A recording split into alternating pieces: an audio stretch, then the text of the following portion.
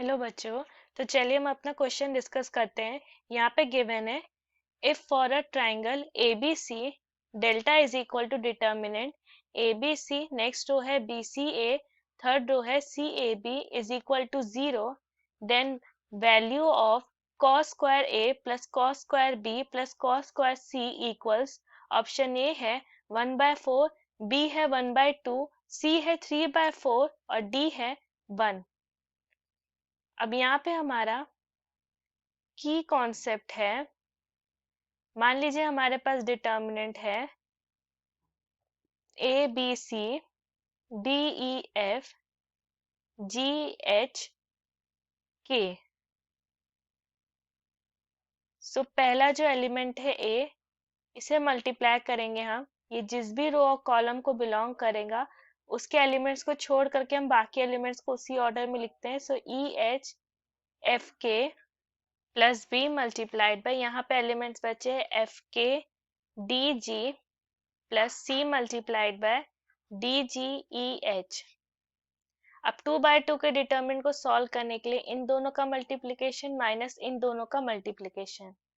अब यहाँ पे डेल्टा गिवन है determinant A B C B C A C A B is equal to 0।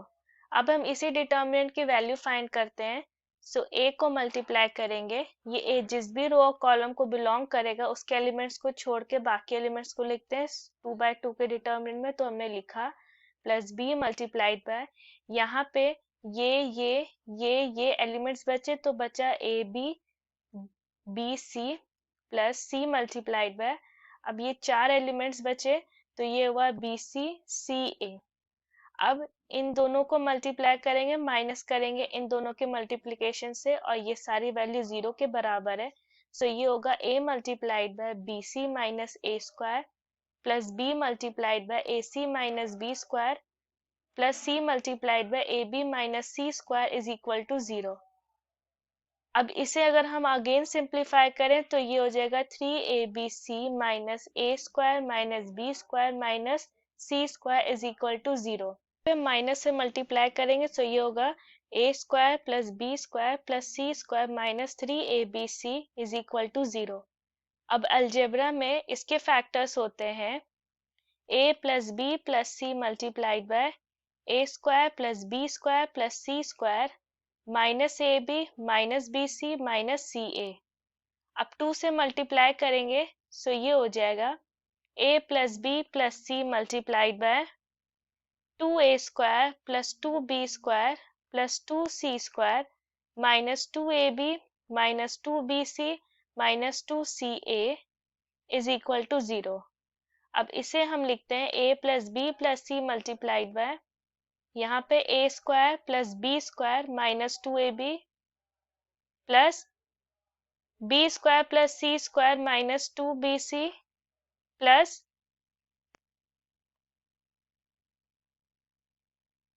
यहाँ पे होगा C square plus A square minus 2ca is equal to 0। क्योंकि अगर हम इन सब के ब्रैकेट खोले इसके सो ये सारी वैल्यू इसके बराबर होगी। अब ये इक्विवेलेंट है a माइनस बी का होल स्क्वायर के बराबर, सो ये सब हो जाएगा a plus B plus C multiplied by a minus B का square plus b minus C का square plus c minus a का स्क्वायर इज इक्वल टू 0।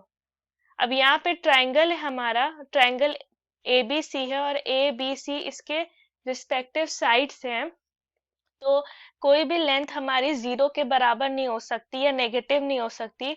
और उन सब का अगर सम हम फाइंड करें सो ए बी सी क्योंकि साइड है ट्राइंगल के, ये 0 के बराबर नहीं हो सकता।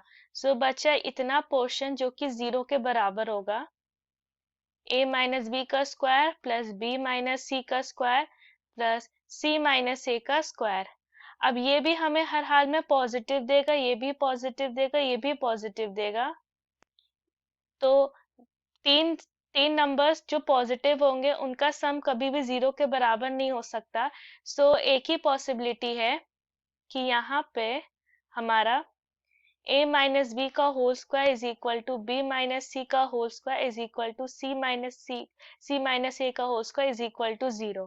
सो इससे हमें मिला a is equal to B is equal to C.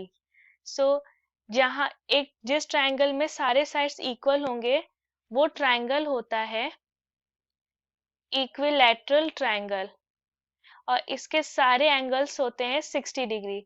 सो यहाँ पर angle A B C triangle में एंगल ए बी सी ये हमारा 60 डिग्री होगा।